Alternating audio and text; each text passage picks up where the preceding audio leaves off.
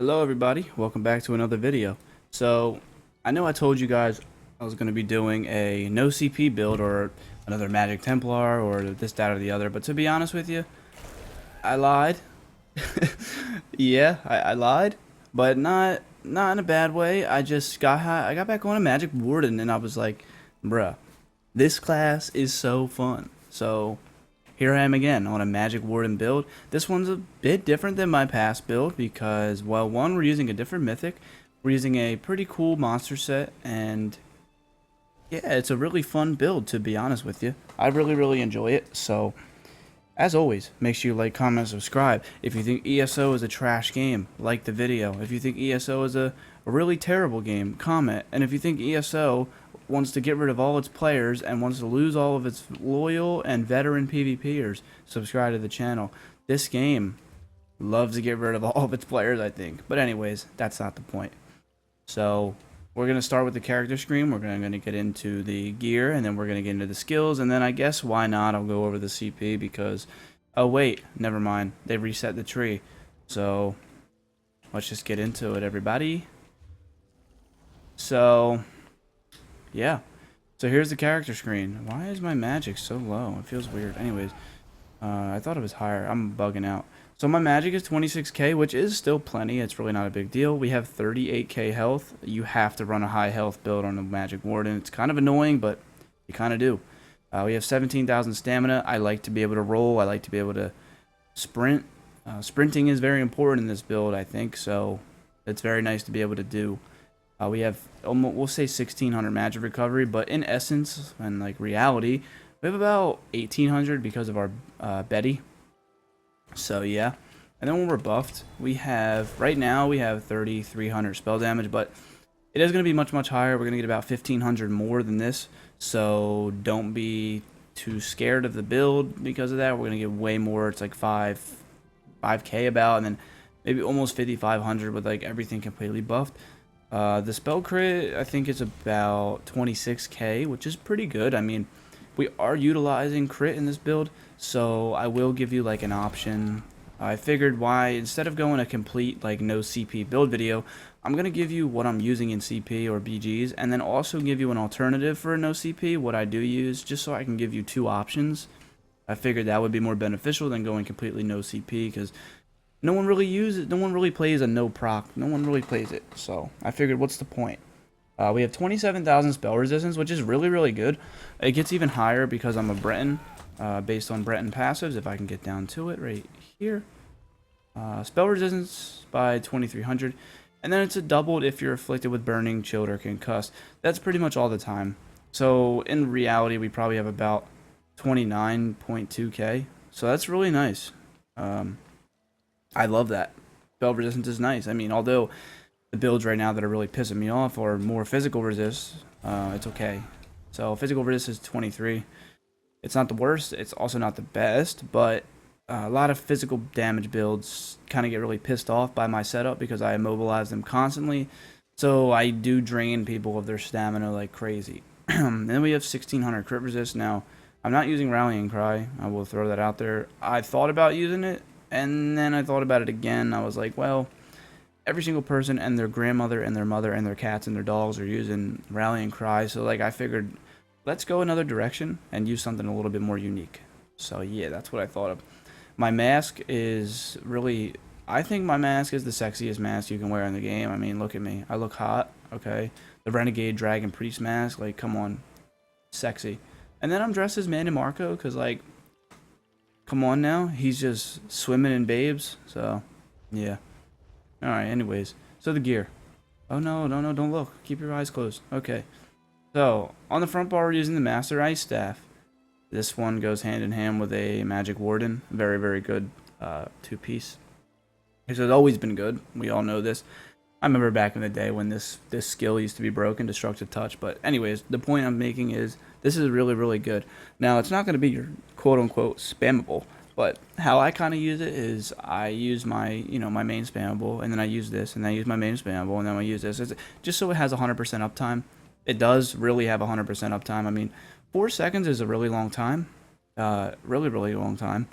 And it also will transfer to your back bar, so you can use it, switch to your back bar, heal, and it helps you. So I find it really beneficial. It goes hand in hand with the Warden quote-unquote theme. I say quotes there because Warden doesn't really have a theme. They have no freaking class identity. They're supposed to be the frost damage class. They don't do any frost damage besides Northern Storm. So I don't really understand the whole quote-unquote theme of frost. It's so stupid. They need to rework their class. They need a frost spammable. Not my, whatever. Let me stop complaining. We're using a frost glyph to proc that minor brittle.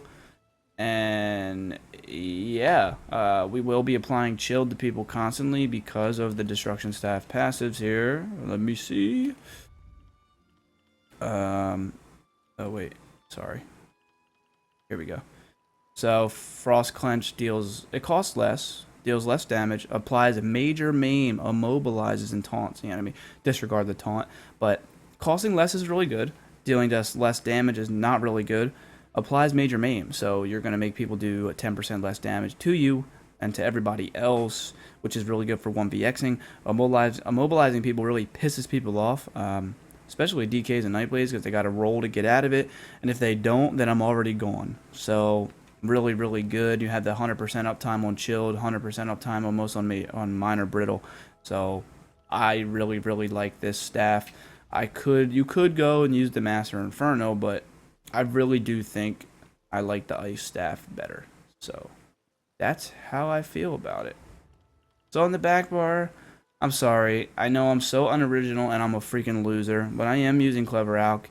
It's just too good not to use. Every time I take it off and I test out other sets on the front bar and the back bar, this, that, and the other, and like I feel like I'm just putting myself at a disadvantage for no reason. So like I have to use this. It's just so freaking good. Like it's just so good. So I am using it. I'm sorry. But it gives you a lot of health, which also goes hand in hand with Warden. And, you know, when you get that, when you drink a potion, you get a crazy, crazy amount of spell damage. So, yeah.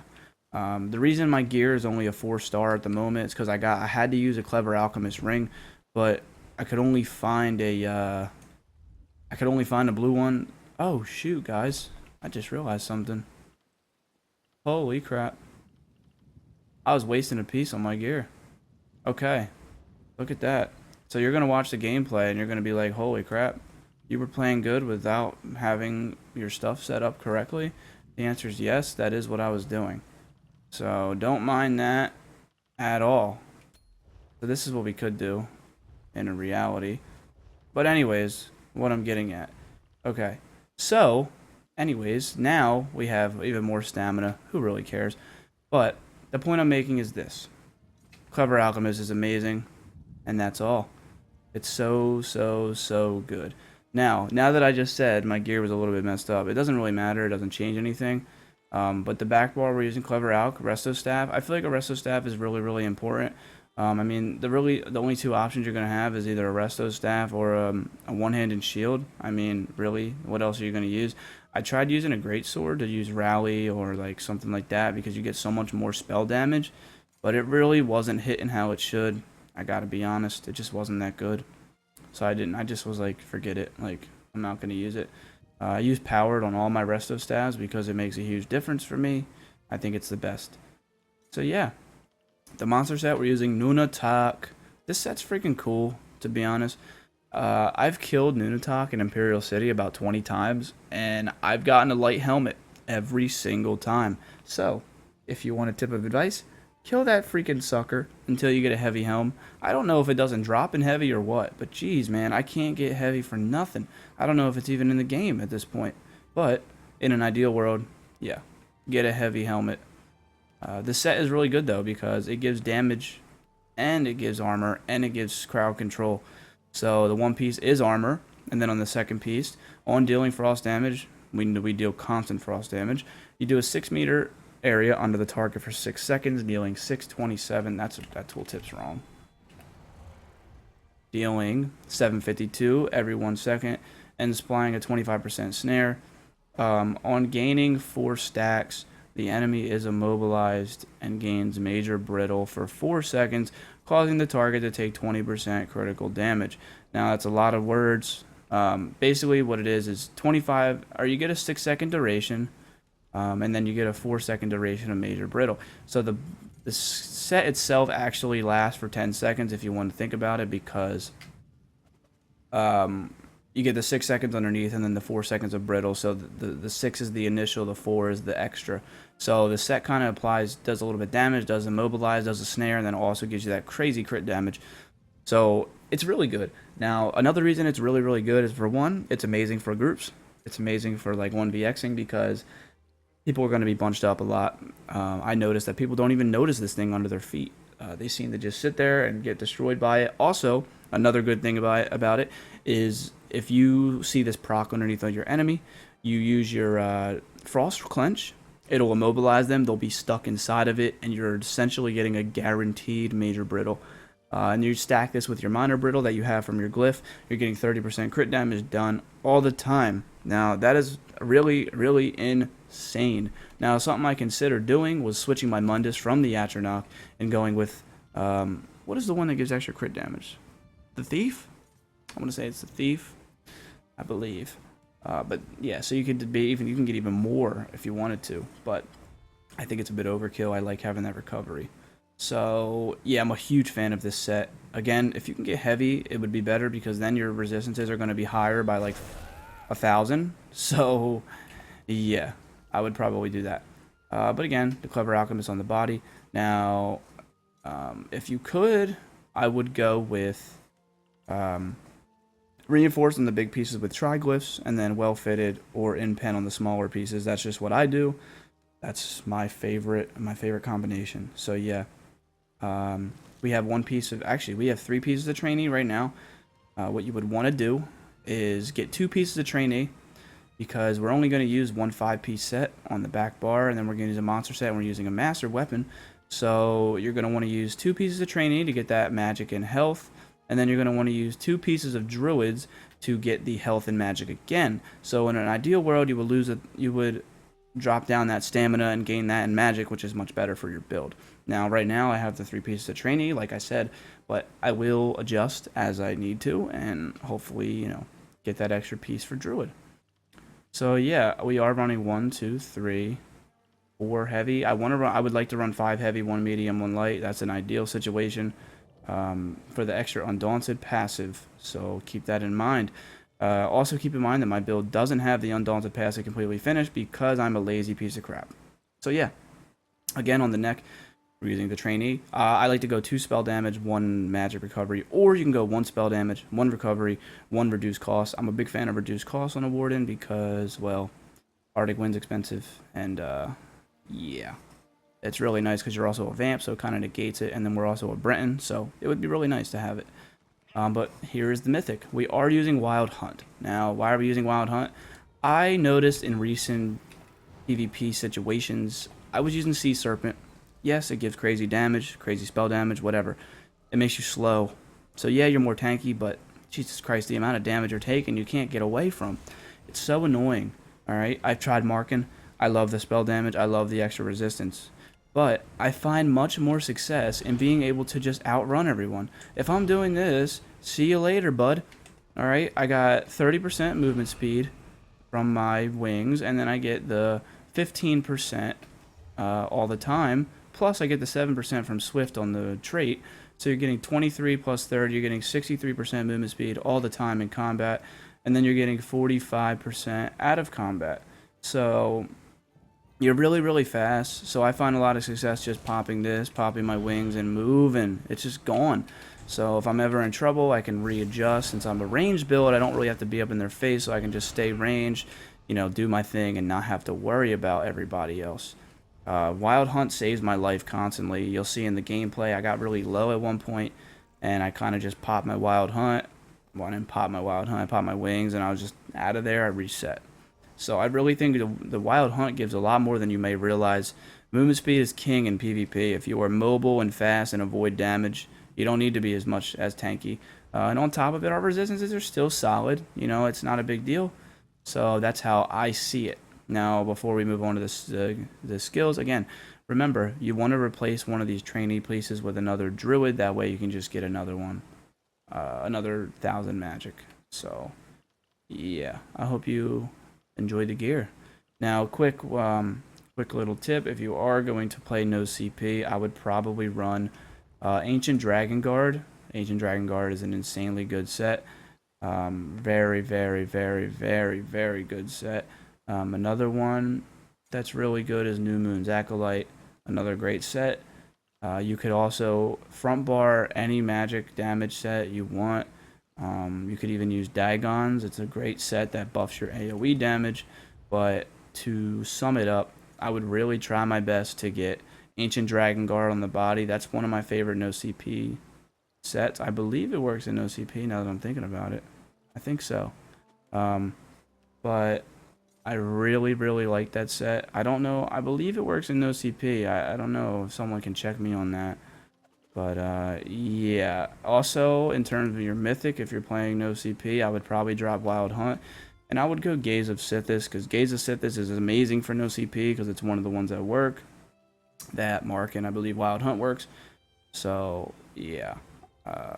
Just use Gaze of Sithis. I'm telling you, you won't regret it in no CP. I don't use it anymore in CP, because I like Wild Hunt. So the skills. Let's get through these quickly. So using Crystallized Slab, this skill is incredible. It basically negates all projectiles. You get insane amounts of magic back. It does a lot of damage, and on top of it, it stuns. So, sheesh, does that do a lot. You have a lot of CC on this build, which is a really nice thing. This skill is amazing. Keep it up at all times. It helps fight Sorks. It helps fight Nightblades. It helps fight these new ranged Templars. So make sure you keep this up, hopefully at all times. It's a very, very good skill. I wouldn't trade it for the world. I will not take this skill off my bar, probably ever. Here we have Deep Fissure. This set, the skill obviously is a need, you know, applies your major and minor breach, does a crap ton of damage. You want to keep this up at all times. It is unfortunately getting nerfed next patch, so that's annoying. Bird of Prey is really, really good. It gives you major expedition when you use it. It gives you Mana Berserk for having it slotted. And next patch, instead of it giving you damage done, it's going to give you extra penetration. So it's going to be a very, very, very good skill. Here we're using Frost Clench, like I mentioned. It applies Major Maim every single time you use it, so that 10% extra damage negation from them is really good. If you use it on multiple people, hits them too. Always applies the Chilled and basically is there to proc our Master Staff. Here we're using Force Pulse. I use this over the other version of it, whatever the freak it is, I can't remember. But really, really good, mainly because not only does it do a good amount of damage, but it also does 7,700 damage to 2 nearby enemies if they're afflicted with a status effect. You're always going to have people afflicted with a status effect. So this is doing a lot of extra damage for you without any effort. Helps you 1vx as well. Northern Storm, insanely good skill. I think it's my favorite ultimate in the whole game. It stacks insanely well with Force Pulse because it applies the chilled status effect very, very, very, very often. So if you use Force Pulse while you're hitting them with it, it's a crazy good skill. Now, one thing to mention about Bird of Prey, next update, they are changing Bird of Prey. It now is going to be essentially a race against time on steroids because it will remove snares and make you immune to snares. So instead of using race against time, you can use Bird of Prey and have all that in one skill. Insane. Force Pulse, yeah. So another thing I was going to mention is another alternative. You could use Fetcher Infection, and then you could throw on Destructive Clench here as your spammable, and then you could change the morph to the other morph. So it does more damage, and it basically does like spammable type damage. I think that's a good option as well. So don't sleep on that. But this is what I prefer. So on the back bar, we're using Ice Fortress. It's a must-have skill. It gives you your armor and also gives you mana protection for 25 seconds. Living Trellis, I chose to go with Living Trellis instead of Rapid Regen or even the other morph of Trellis, which is Leeching Vines, because, well, we kind of need two quote-unquote burst heals because Arctic Wind's kind of lackluster at the moment, although it is getting buffed. This skill heals a good amount every second you take damage, but when they expire, you heal for a good amount. And Rapid Regen's getting a hard nerf next patch, so I figured I would, replace it. Here we're using Arctic Blast, or your really decent, not great burst heal. I mean, it does 9k non-crit, like, not great. But next patch, again, getting buffed because it's going to scale on your max magic or max spell damage, so that's really nice. And also, it's a stun. They nerfed it, but it still works. It stuns people after 5 hits. Green Lotus is your crit skill. Now, I thought about taking this off and using Rapid Regen or some other form of a heal, but if you're going to be utilizing that minor brittle and major brittle from Nunatak, you're going to want that extra crit chance. So Green Lotus is kind of a must, and also really cheap. It lasts a while, and it's a great heal for you and your team because if you heavy attack, you're getting a nice heal for like probably like 4 or 5k. Oh shoot! You kidding me? Get away from me, loser! No, he's gonna kill me. No, stop! Stop it now! I don't like you. Stop! Oh my God, guys, help me! Okay, so last skill we're using is Blue Betty. This skill gives you a lot of recovery. It gives you your brutality and sorcery, and it's also a cleanse. So it's a really, really good one. It's a must, of course. And then we're using Healing Thicket as our ultimate. It's a good heal. It's very quick. It's very cheap, and that's why I use it. I prefer it right now over Life Giver because it's so cheap. And it's really good to just drop on you and your team, and it follows you if you leave the area. So yeah, I hope you enjoyed the video. If you do want my CP, please go back and refer to one of my previous Warden builds. All of them are the same. I use the same CP in every video. So as always, guys, I hope you are doing very well, and I hope you enjoyed the build. I hope you enjoyed the gear, and I hope ESO fixes its crap. Right now, it looks like a shit pile with the update. So we'll see what happens, but all love, everybody. Enjoy the gameplay. See ya.